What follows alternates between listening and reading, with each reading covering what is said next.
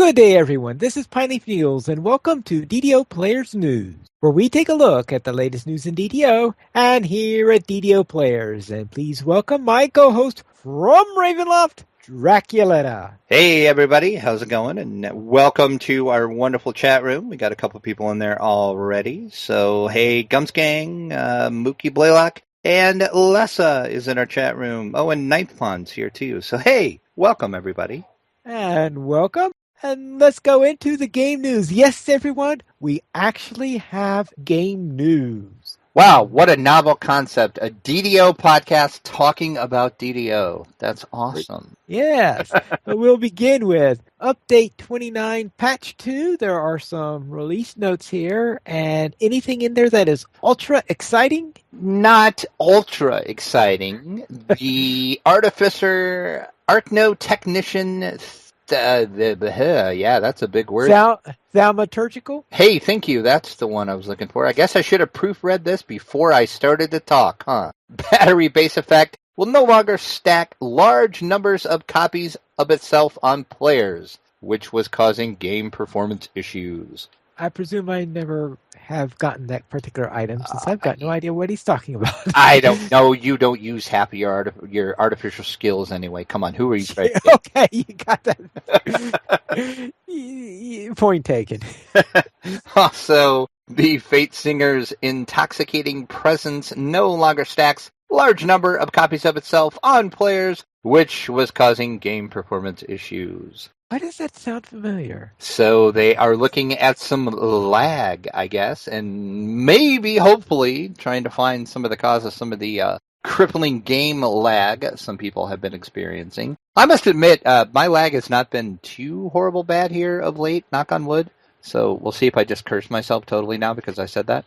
Also, in the patch, the skills now say they are the competence bonus instead of enhancement bonuses. Concentration will no longer show a value of +0. Several spell critical effects now have their correct names. The text for repost and parry effects now have been corrected. The end reward items, you should no longer appear as blank now. The text on stat draining effects has also been corrected. Stacks of ingredients will no longer sometimes be unable to go into an ingredient bag. Insight bonus effects on items will not appear below level 10 loot now. Extra effects on random loot will not appear below level 10. And spell sight has now returned as a possible benefit on random loot. And another thing with the random loot that I did notice after this patch, if you have some random loot that you had put in your bank,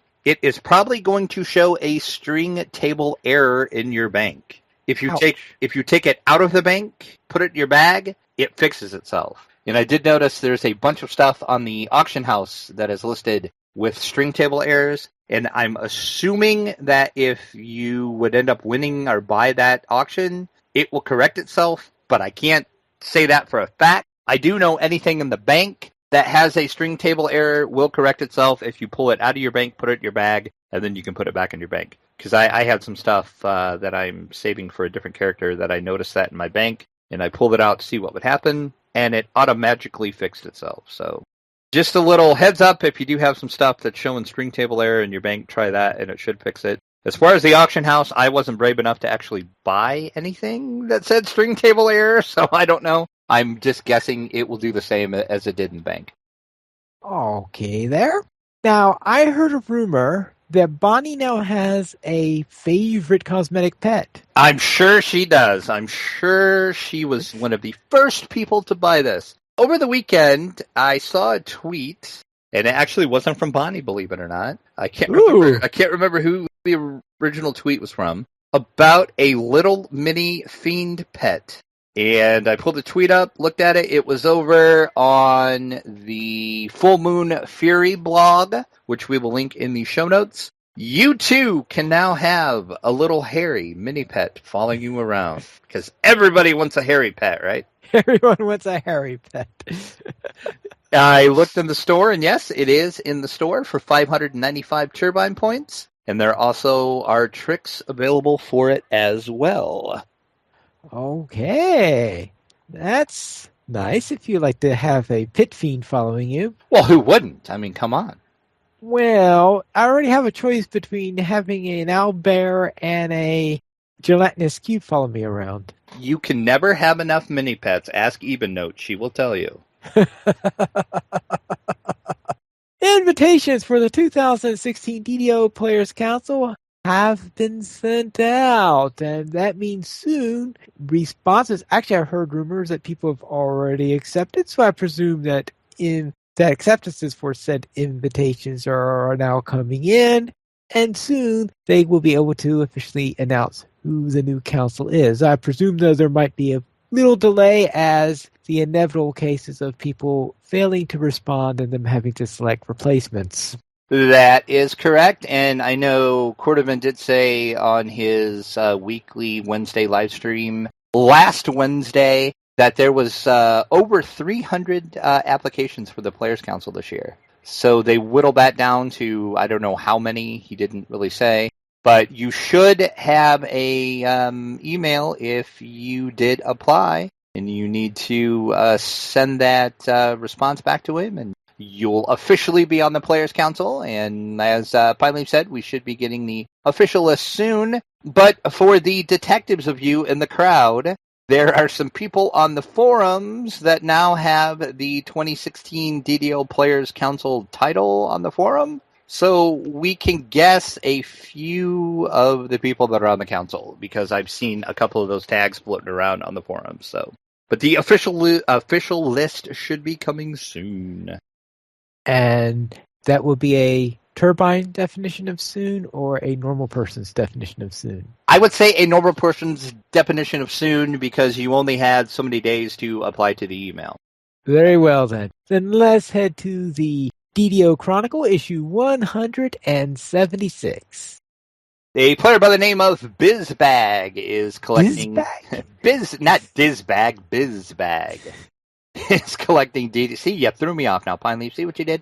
Is collecting DDO stories. Click over and check out all of the stories. The latest episode of DDO Cast features a special guest moderator, and that would be developer Vargwheel. So click over and give that a watch or a listen. Also, in the fansite news section, Damsels of DDO ran some Kenneth challenges. Wow, Lessa doing challenges. Who would have thought? What a shock.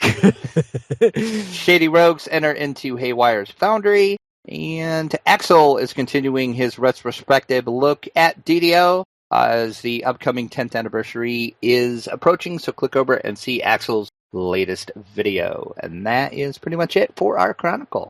I do have a question, though. Exactly what is this screenshot? That looks like, to me, I'm guessing it's a Warforged, maybe, by the look of the armor. Looks like is laying in the spa in Ataraxia's Haven, would be my guess. Ataraxia's Haven. Mm-hmm. I guess is that someplace we've been to, or is that someplace I haven't seen yet? I don't think we have been there. You have probably never been there. Yeah. Yeah, there's like a section where you go in and there's just a bunch of spas, because it's like the spa of Eberron, basically. Oh, okay. And I would guess that is where that's at, unless there is some other place in the game that has some spas, but just looking at that screenshot, I'm going to say that's in Ataraxia's. Very well. Then let's head into our store sales. And our cosmetic pets for Harry currently on sale? They are not. Oh. Funny how that didn't work out, huh? 20% off Astral Shards. The Guild Renown Elixirs, also 20% off. 50% off the Guild Charters and the Guild Airship Beacon. Free sample of the week through February 4th will be the Pineleaf Special, as I call it. A lasting potion of jumping.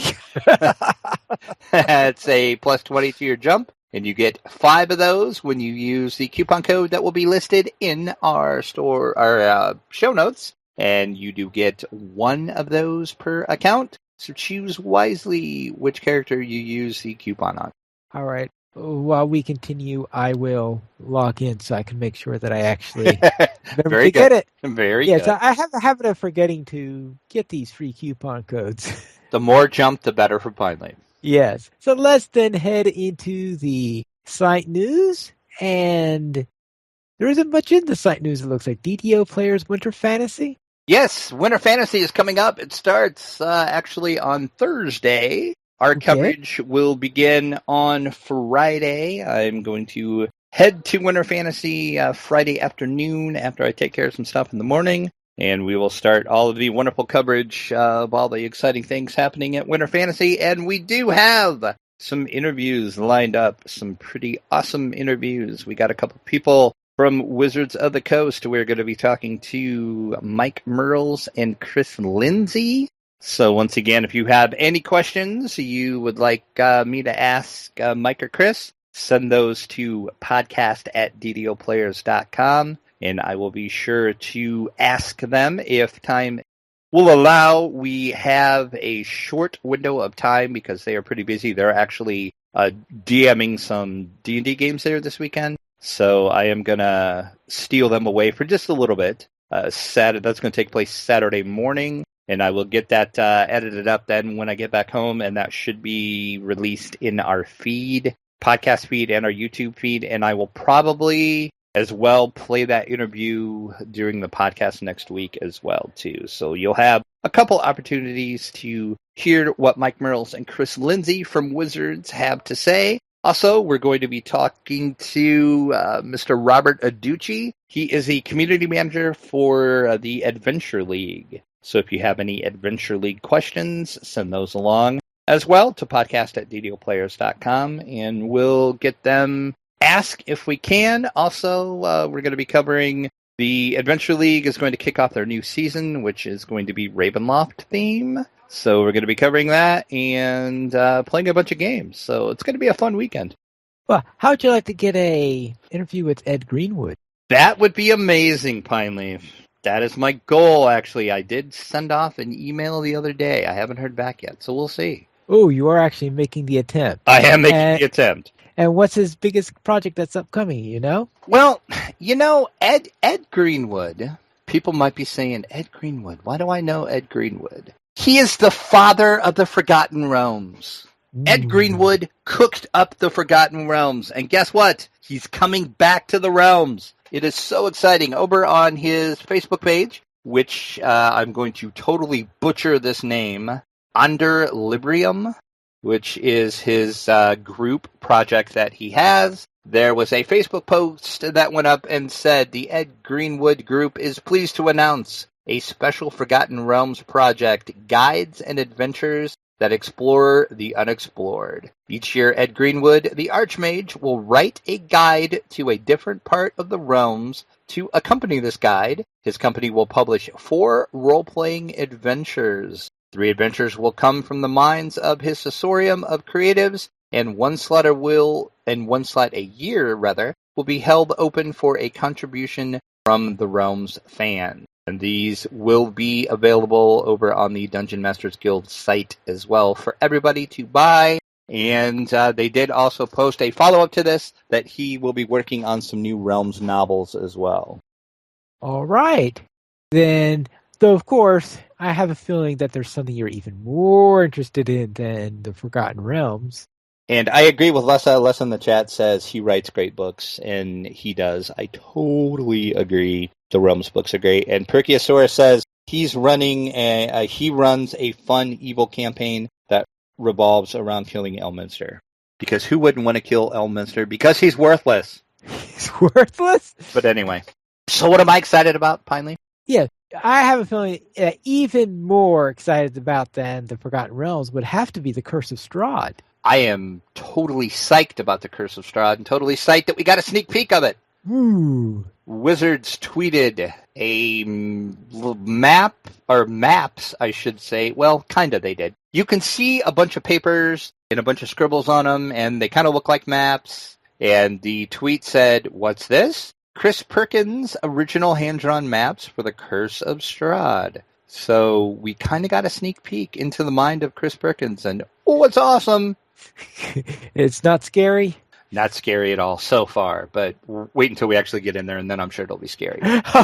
Oh, when you get in there, it'll be scary, I'm sure, especially for your players. And yes, I did try to dissect these maps, and from of course, I'm sure Wizards did this on purpose, so you really can't see much. You really can't tell much from them.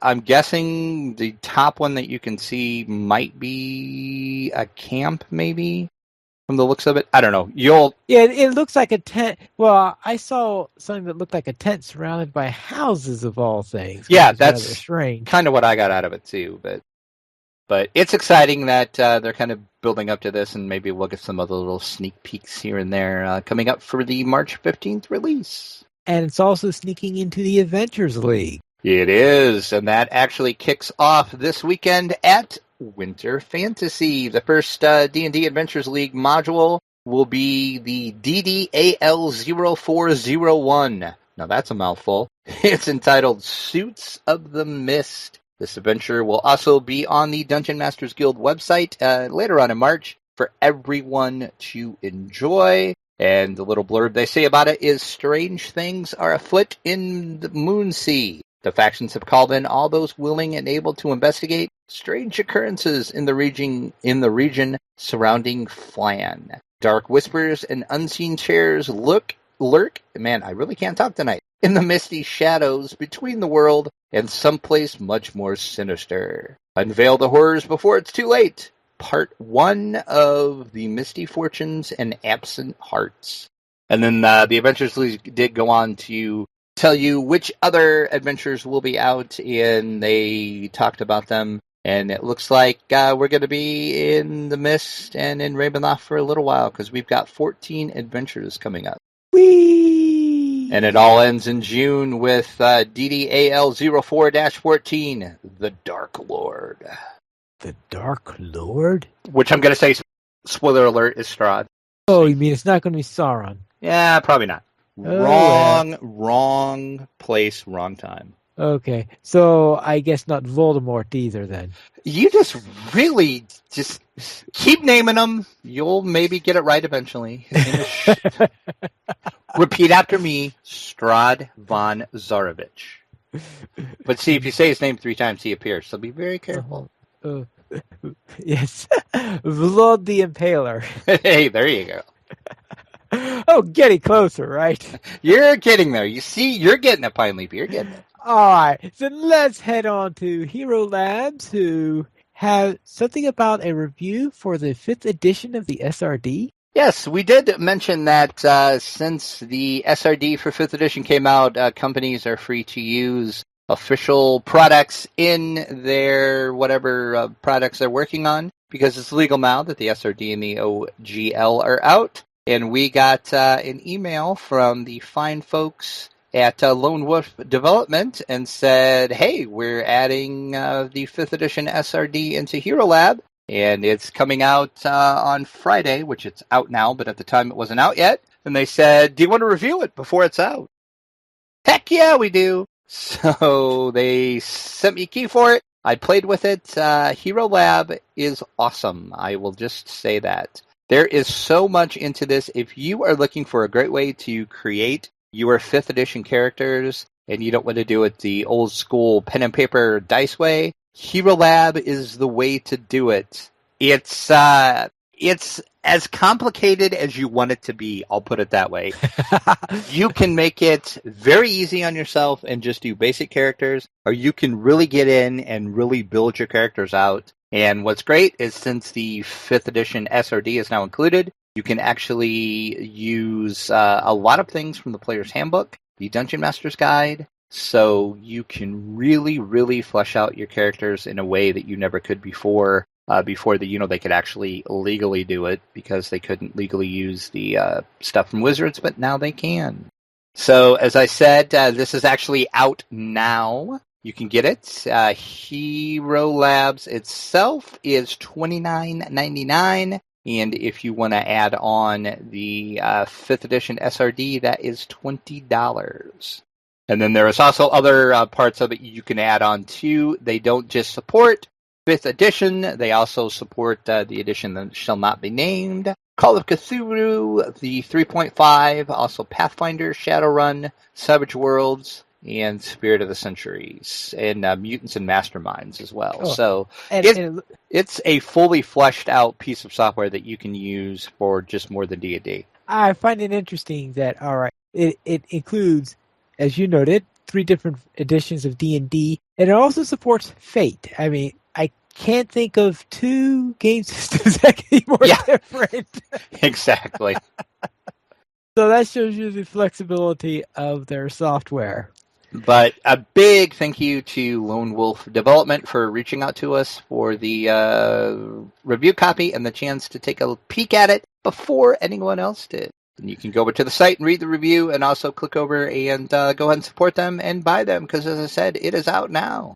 Now, unfortunately, it does not cover editions of D&D that predated the starting of having things like SRDs and OGL and all that fun stuff. So it's not going to include the ability to generate characters for the original version of D&D. Oh, you want to kick it old school, huh, Pineleaf? Yeah, if we go old school, but I hear a rumor that you can now get the original 3 set of PDF with the original 3 pamphlets for $9.99. You can over at D&D Classics. You can relive all the old school 0E D&D fun. And we were talking before the show. I would actually like to play this just to see how it holds up because it was so completely different. And we're talking, this is the edition that was out in January 1974. So this is like edition 0 of D&D. I mean, this is as old school as you can get.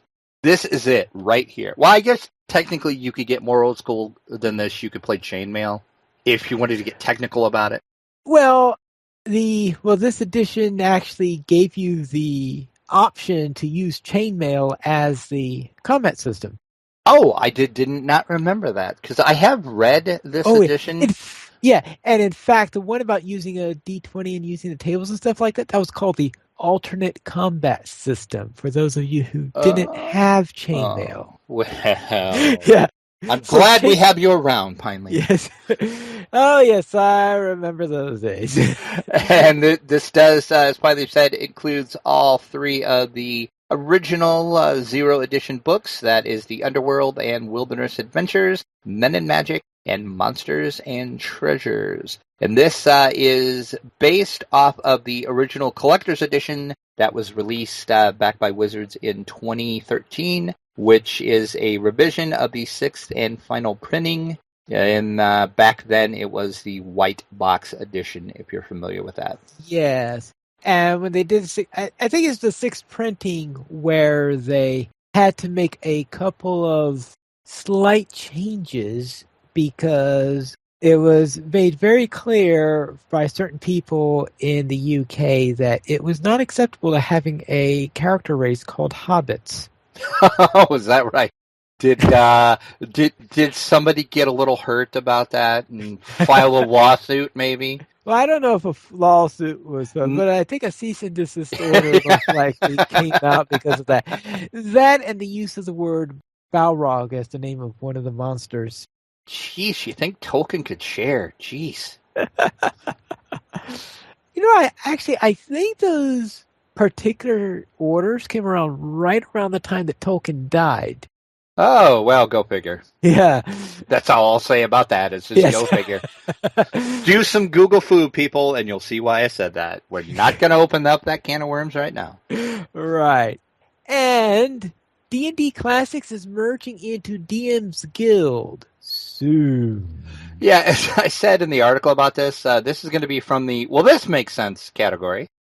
If you're familiar with the D&D Classics website, that is basically exactly what it says. They are bringing all of the older editions of D&D out on PDF for everybody to enjoy. Well, that's kind of what the DM's Guild is doing, except the DM's Guild, you can actually put your own, which, we've talked about. You can create stuff with the OGL and the SRD and put it up for sale. Well, the Dungeon Masters Guild site and the D&D Classic site kind of covers the same ground. So Wizards is going to do away with D&D Classics. Pretty soon, it's just going to merge over and everything is going to be on the DM's Guild.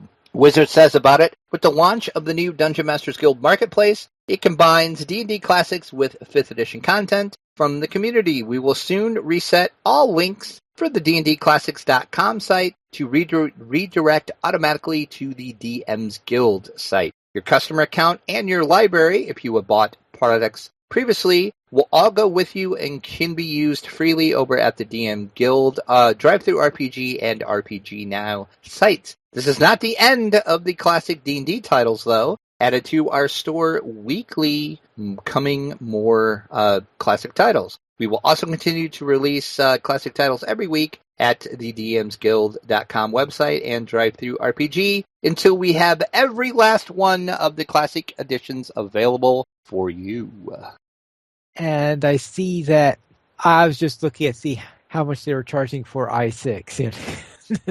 Last I looked, it was $9.99. Well, it's $4.99 now. Oh, wow. Is that like the regular price or is it on sale? Regular price is $6. Well, people, go buy i6. Do it now. And of course, if you don't know what i6 is, that's Ravenloft. Yes, of course.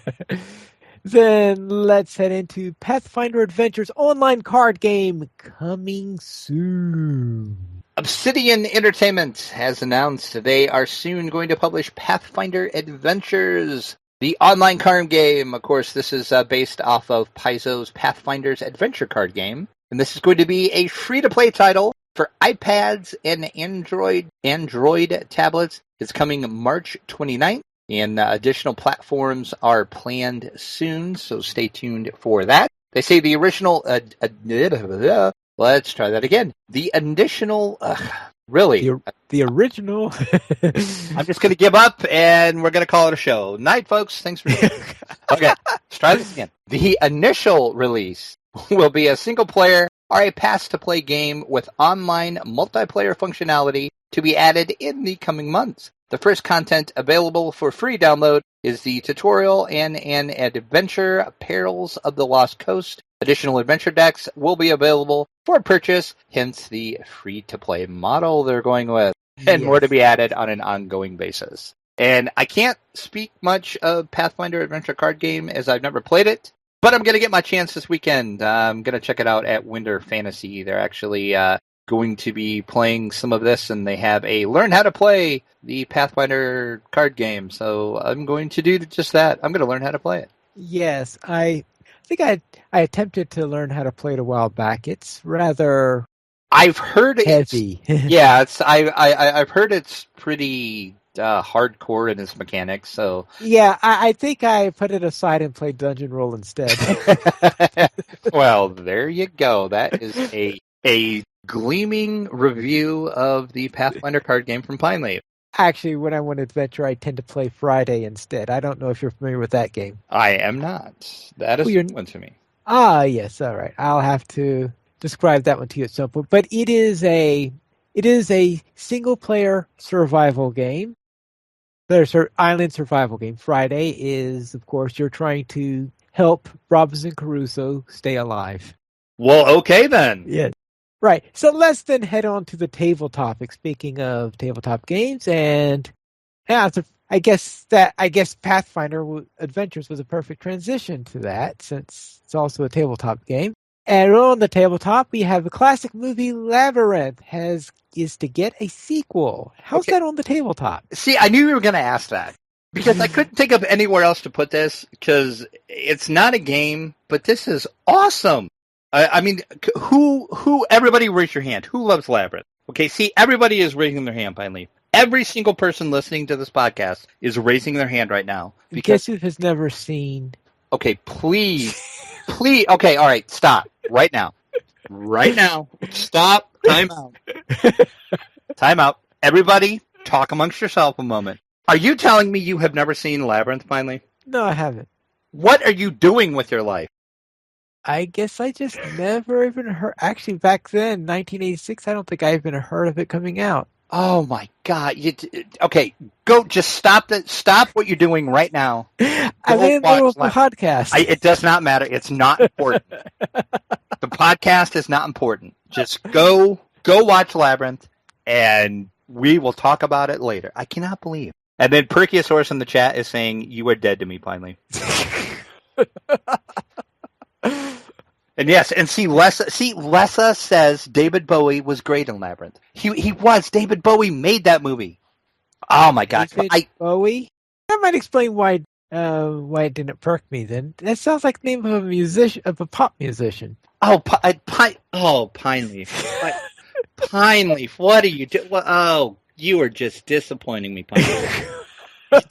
He's the Goblin King, man. Come on. Oh, the Goblin King. All right. All right, watch the trailer, and then we're gonna watch. Okay, your homework is to watch Labyrinth. Your new goal for I'm setting a goal for you for the year. Sometimes within this year, hopefully sooner than that, you were gonna watch Labyrinth, and you were gonna report back because everybody in the chat room is now scolding you for not having ever watching Labyrinth. If you say so. The Goblin King, man. David Bowie is the Goblin King. Oh God. Pineleaf. But I agree with Perkiosaurus. You're dead to me now. Okay. And Ninth Pawn firmly believes that you are trolling me right now. And you have actually seen the movie, and you know all about it. You probably watch it every day. It's probably your favorite movie of all time. And you're just playing it coy right now. So which is it, Pineleaf? It's time to head into Jane Austen's Matchmaker with Zombies. But anyway, about Labyrinth, yes, it is getting a sequel. And the person that's writing it is Nicole Perlman. She went onto Twitter because the Hollywood Reporter had said it was going to be a reboot. And she says, quote, "Guys, please don't fall for any of the clickbait. No one is remaking or rebooting Labyrinth. That movie is perfect as it is." See, even she knows finally.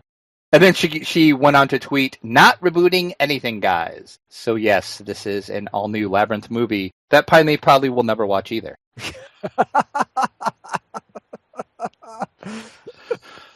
Now we can talk about Jane Austen's Matchmaker with Zombies. What is it about Jane Austen with zombies? Zombie love, Pineleaf. Everybody wants zombie love. You are pulling my leg. No, I'm actually not. It's seriously. Okay, but all right. Let's take another time out and let's go back a second. This is based off of. You've heard of the book Pride and Prejudice, right?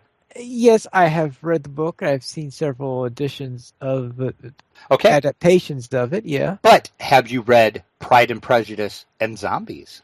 I have not read that. I have heard of it, but I'm not into zombies, so therefore... It's a very good book, by the way. And there's also a movie that is coming out in just a few weeks based off of that. Well, this game, Jane Austen's Matchmaker with Zombies, is based off the card game Jane Austen's Matchmaker, which... I'll be honest, I didn't even know there was such a game out. I actually saw a review for that once. It is a love game where you are trying to match up people in the Pride and Prejudice universe. Well, now they are coming out with the zombie version. So zombie love, finally. This expansion will consist of 50 new cards and rules to supplement the original game, so you will need the original edition of the game to play, but never fear. Part of the pledge on Kickstarter, you will receive the original card game as well. It says one player will start the game afflicted with the Curse of the Living Dead. The cursed player draws cards from the new deck, both on their own turn and when anybody else gets married. This deck includes many zombie cards, which transform the cursed players, ladies and gentlemen, into flesh-eating zombies. If the player runs out of the characters to infect, they must pass the curse on to someone else. Ergo, zombie love, Pineleaf. Right. You got nothing, do you? We will head into Last Friday Slasher game. What is this? Zombie love slasher? Who doesn't want to be Jason Voorhees and hack people up with machetes? Come on, Pineleaf. Admit it. Come on. And also, as soon as I said Jason Voorhees and machete, I know everybody started doing the Friday the 13th theme song music. Yeah, that would be natural. Because that's just awesome music. Yeah, Ares Games and Pendragon Games are going to team up to release this edition. It's going to come out in late August. Like the classic horror film Friday the 13th, this new board game is set in a summer camp that is soon to be the victim of a horrific mass murder. It's designed as a, quote, Overlord-style hidden movement deduction game. The last Friday will pit one player acting as the murderer against the other players who are the campers trying to survive.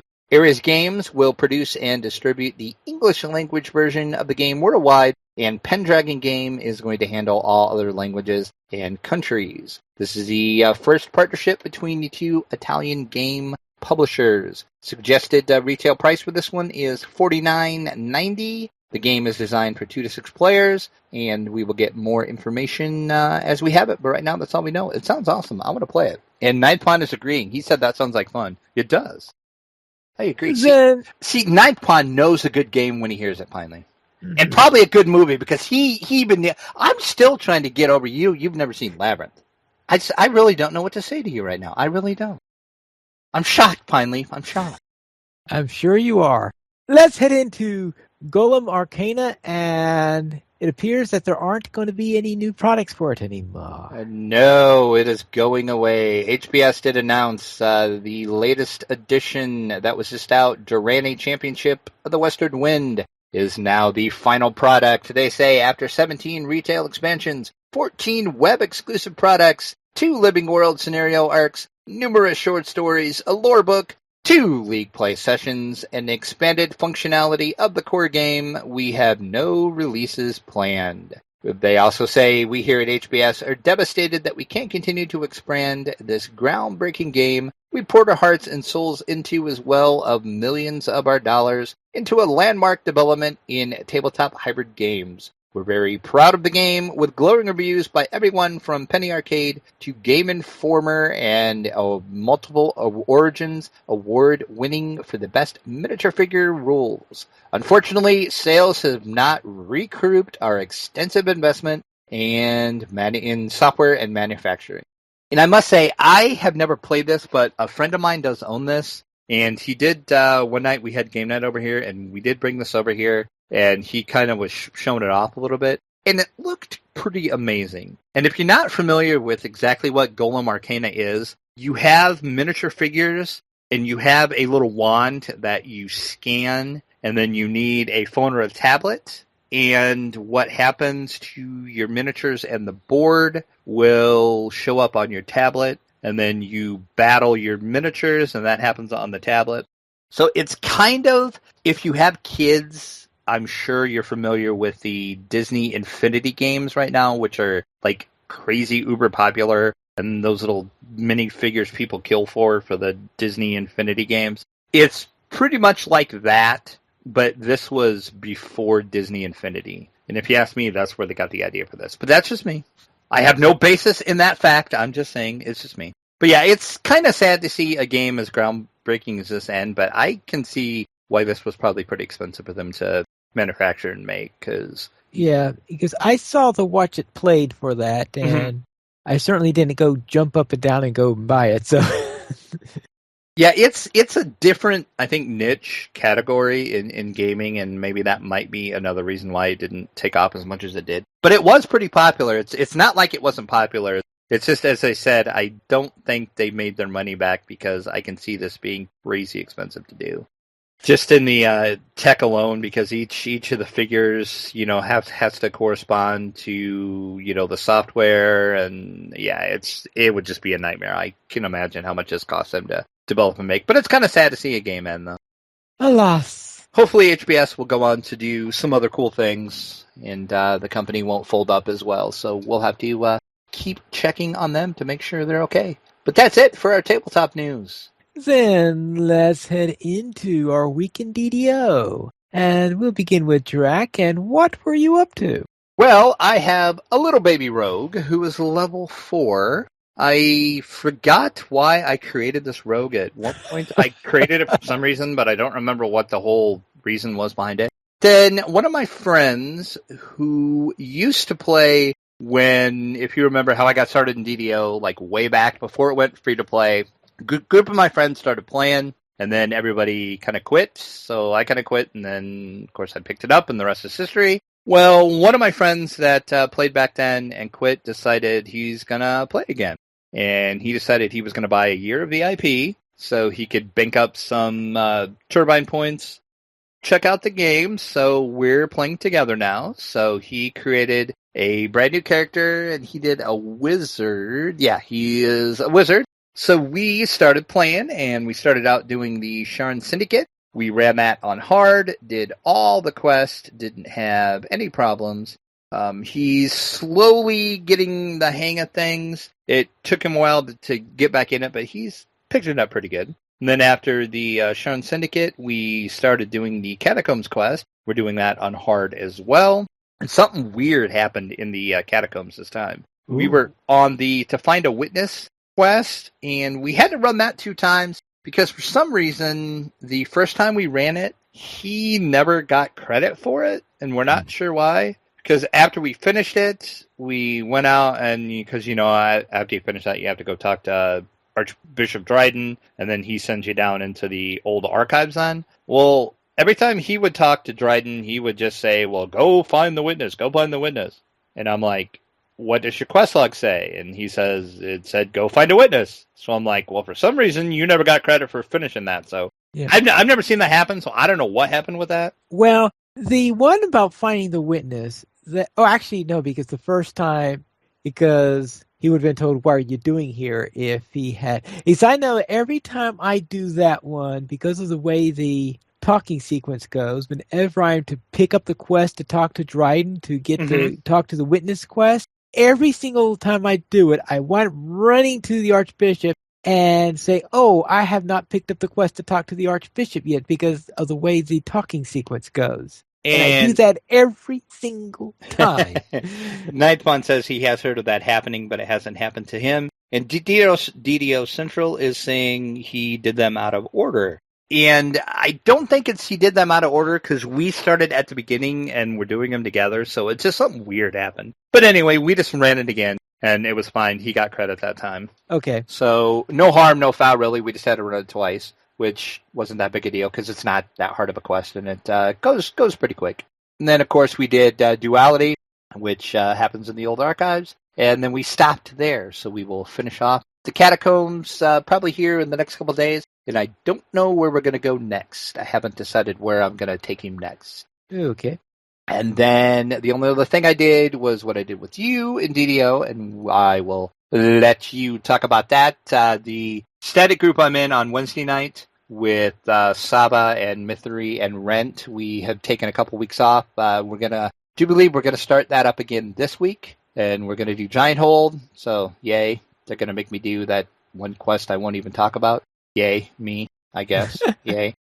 And then the Bless Us fan service experiment. We've taken a couple weeks off for that, too. We're going to pick that up next week. So we'll see if Count Von Count continues to count and live. So far, I've only died once. So good there. And then the other thing I did, DDO related, was still playing Neverwinter. My Warlock is now up to level 21. I've been doing daily dungeons and also started to looking at some of the Foundry quest. And if you're not familiar with what the Foundry is, in Neverwinter, that is the user-created content to where people can make up dungeons. It's very hit or miss. A couple of them I did were awesome. They were well put together, great stories. And then a couple of the other ones I did were kind of like, why did you even bother making this? But that kind of makes sense with user-created content. I think in any game you'll get that. It's, it all depends on how much time. But I did find out something very peculiar when I was looking through the list of Foundry quests that were available. There is a person that created Ravenloft. Really? It is a 3-quest arc series with 2 more coming soon, they said. So I'm going to start running that and see exactly how they pulled that off and to see if it's any good. So I'm going to be running that next just to see what it's like because I was like, what? Ravenloft and Neverwinter? Who knew? So what did we do? And then what did you do, Pineleaf? What we did was get lost while going through the Stormhorns. I don't think we... Well... Okay. We weren't technically lost. I'm going to say technically... all over the place. We weren't lost. And... we were exploring, Pineleaf. We were exploring. Yes, that's a good way of putting it. We were exploring, and we thought, oh, this is the way we needed to go to this place, and we wound up going off the road into the other direction, which wound up being at the beginning. We weren't exactly sure what we were supposed to be doing, but eventually we figured out what we were supposed to do, and we did get to the second checkpoint, so that next time we can port over to the second checkpoint and continue along our way. But boy, that is a long mountain climb. That's all I got to say about that. Yeah, it was... And I must admit, I kind of felt stupid that the first time we ran through there, we didn't click on the things to actually activate those waypoints. Oh, yes.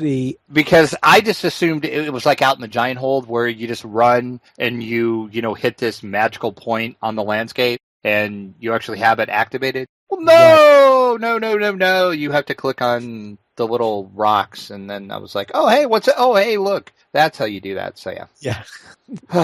So now we actually know where to go for our next quest. And now then, on my Ranger, I started out level 3, so I ran Clan Gnashtooth and Rescuing Arlos.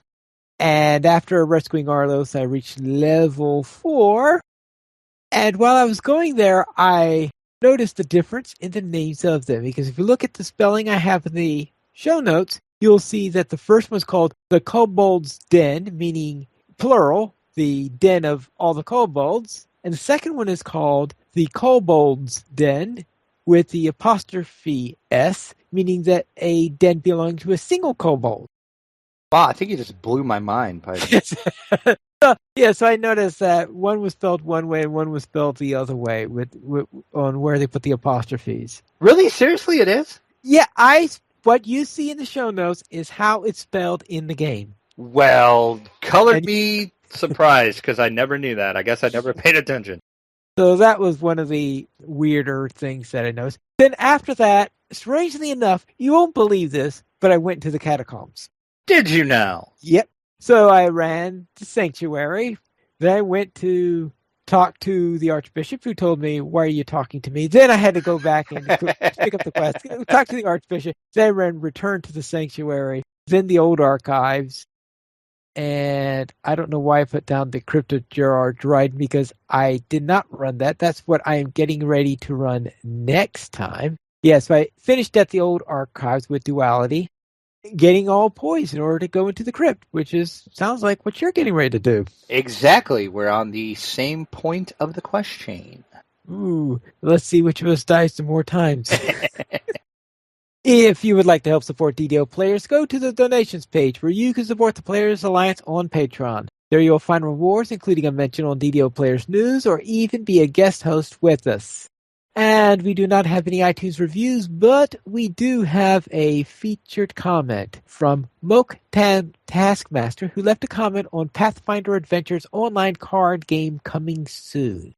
Pretty sure I bought this at Gen Con 2014 directly from Paizo. I've even bought the players' mats, and I think I bought a couple of the Adventure Pack expansions and extra character packs. Then I watched quite a few hours how to play videos, and as usual, I haven't even played it. The system is very intriguing because you can also play it solo as well as you want if you want. The game saves its state in between adventures, with you keeping your upgrades after you finish each path of the adventure. But you can't have multiple adventures going on at a time with different groups or solo and a group. I am happy to see that this iteration is going to be on both Android and iPad. I am so sick of hearing all these great digital games that are iPad only. I understand why. All the same, all of them. But the market share isn't nearly what it used to warrant iPad only, let alone iPad first. They also state other platforms, which probably means Windows, either Windows Store or Steam. Also good. This is Pineleaf. I would much prefer Steam to Windows Store because I have never gotten anything to successfully download from Windows Store. I'll be honest, I've never even tried. So, well, yes, a good point on that matter. Once you have the framework up, I'm sure releasing updates for this will be easy for them. Sign me up. And if you would like to contact us, you could email us at podcast@ddoplayers.com. You can also follow us at Twitter, the Players Alliance, @Players Ally. DDO Players at DDO Players, Draculetta at Draculetta_72, and Pineleaf at Pineleaf Needles. The Players Alliance has 5 live shows. Every Monday at 8:30 p.m. U.S. Eastern Time, we have DDO Players News. Every other Thursday at 9 p.m. U.S. Eastern Time, we have XP Quest. Every Saturday at 8:30 p.m. U.S. Eastern Time, we have Locho Players News. And every other Saturday after Locho Players News, we have Tales of the Free Folk. I should give you a warning that Locho Players News tends to start 15 minutes early on Locho Players Adventures nights. And finally, on every last Friday of the month, and as last Friday of every month at 8:30 p.m. U.S. Eastern Time, or more likely 8:15, we have Locho Academy after school. I better change that name. It's got the wrong name in the show notes. You can join us for our live shows at ddoplayers.com/live. And that is all for tonight. This is Pineleaf Needles reminding you to quest responsibly. And watch Labyrinth.